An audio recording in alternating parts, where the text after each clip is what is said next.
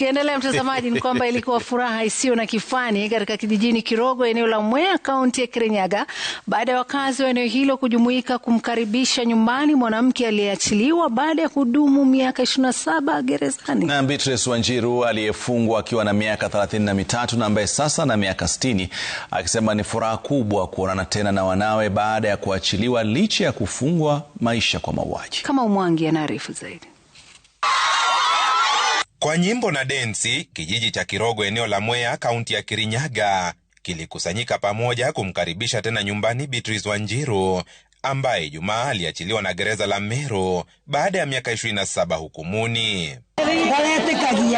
Wanjiru mwenye umri wa miaka 60 sasa anasema madai ya kuwa alikuwa amemuua mwana wa nduguye mwaka 1999 ndiyo yalimtupa gerezani. Nilikuwa nimehukumiwa garo. Garo ni kunyongwa.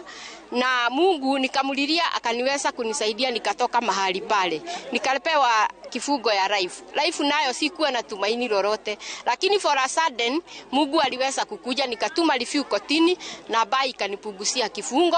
Ukosefu wa mashahidi wa upande wake wakati wa kesi, anasisitiza ndilo jambo la pekee lililobadilisha mkondo wa maisha yake na kujipata kuwa mgeni wa serikali kwa kosa analosema hakulifanya. Ile kitu nimejaa kwa roho yangu ni msamaha tu. Nimesamehe kila mmoja na sina mtu wowote mimi naweza weka kwa roho yangu. Mungu amenifunza mambo mingi, nimesomea kozi mingi, niko na certificate more than that. Kama familia sisi tumeteseka sana, lakini kutoka siku ya leo maisha yetu itaendelea kama ya wale wengine, wale wamelewa kama wako na mama, wako na baba. Sijawahi hata muona kutoka nizaliwe.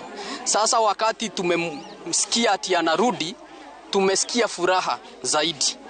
Kwa vyenye serikali imeturudishia yeye, wamefanya haki na wamehakikisha wamemleta kwa njia ya heshima.